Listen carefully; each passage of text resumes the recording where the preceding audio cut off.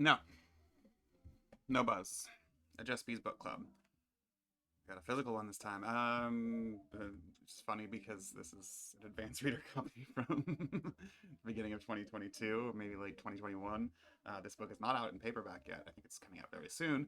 Um, but we're talking Fevered Star by Rebecca Roanhorse, the second book in the Between Earth and Sky trilogy. The final book of which I believe is coming out in August of 2023, which is maybe hopefully maybe April. It might be in April. That'd be great. I want to.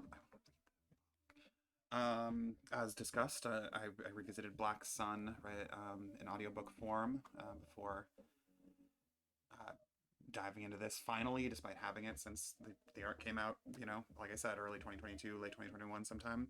I just hadn't gotten around to it, and I'm glad I did.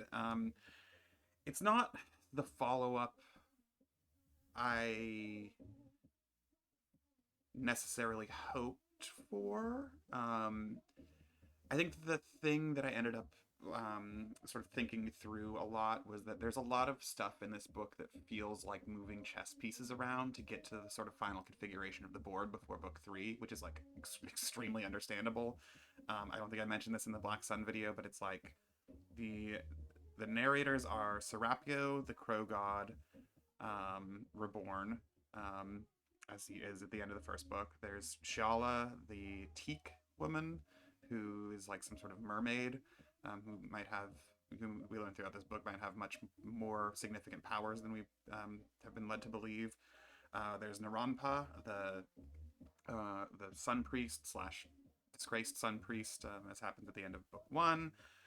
There's Okoa, who is the shield, which is sort of to say the like honor guard for Carrion Crow, the faction of folks who were slaughtered on the Night of Knives, and who's sort of like, and this is like a couple generations before the first book takes place. And then in this one we add Balam, the sort of royal, from like a neighboring city to the where the primary action takes place in Naranpa city, the name of which I'm blanking on right now, who like hired Shiala in the first book and then gets narratorial power in this one as well. So which is to say, there are five narrators, each from a different faction in this city slash world.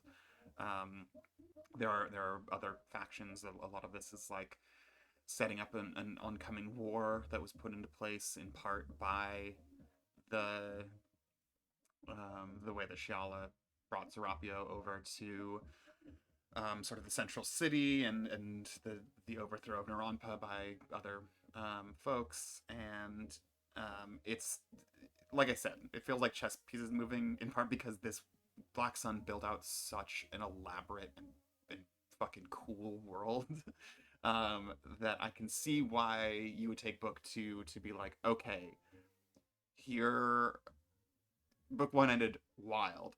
Here are the stakes coming into the third and final book in the trilogy. Um,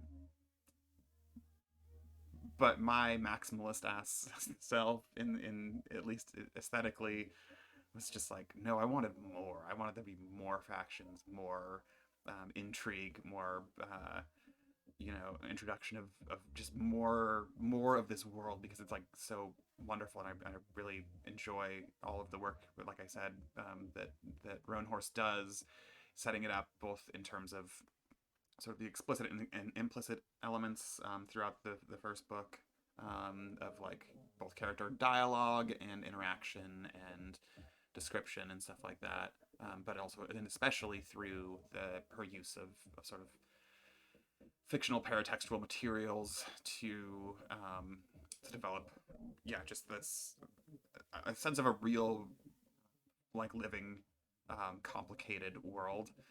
And that's not absent from Fevered Star, but it is much more propelled forward by tying up certain threads, finding out where people ended up after the events of the first book, and then um, I, yeah, I wrote in my notes like these notes that I wrote, a week or two after I read the book necessarily that uh, it feels less confident in its characters and world building, but it shores that up with by adding some sort of like thriller and action genre elements that end up making the world feel a little bit more clockwork than organic, but that do make for a very good story. um, and I think that's sort of where this comes down to. I think book one is just a masterclass in world building that has a bunch of different pieces moving in different places, and this is a really fucking solid uh, narrative through line in within that world, and I can't be mad about that, right? But part of the reason you like to see a world build is to see stuff take place within it. Or one, I guess, because maybe not you, maybe not me as much, because we're all bees here. Uh, and like, it has another really explosive and effective ending, and it's a lot of like everyone sort of came together at the end of the first book, and it's finding out ways to push them together, to pull them apart, and it does those things really, really, really well. Um, I think in that way, it's probably a better novel, but not my kind of better. Um, and the like the long and short of it is like I'm really excited for book three still. So I'm hoping it kind of catches a bit better of a balance between continuing to build out this world because it's just so fascinating to me and be narratively satisfying or whatever. um, the thing that other people seem to care significantly more about than I do.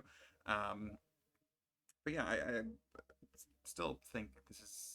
I'm still very glad to have read this, and I'm glad that she wrote it in the way she did, even if I might have opted for a slightly different approach.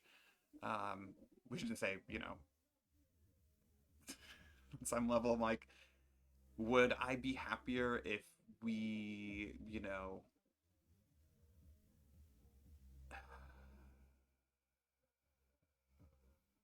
am I gonna say that? Yeah, there's part of me that's like, on some level, given what this book does, I'm almost like you could have just been like, book two is the Naranpa show.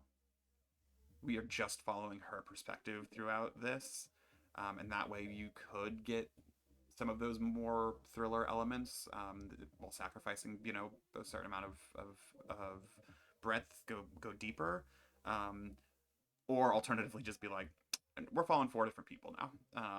And I think that's probably the version of this book that I would have been like, oh shit, what can happen here? Um, and I know that's not, that's going to be for side stuff, right? That's going to be the short story collection. That's like a sort of secret book four that comes out a year or two after the third book.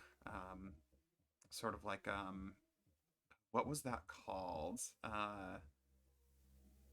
The Hexarkit stories, I think, was the short story collection that I reviewed for Strange Horizons back a billion years ago.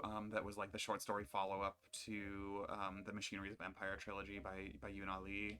Um, I think I could very much see that happening with this series as well.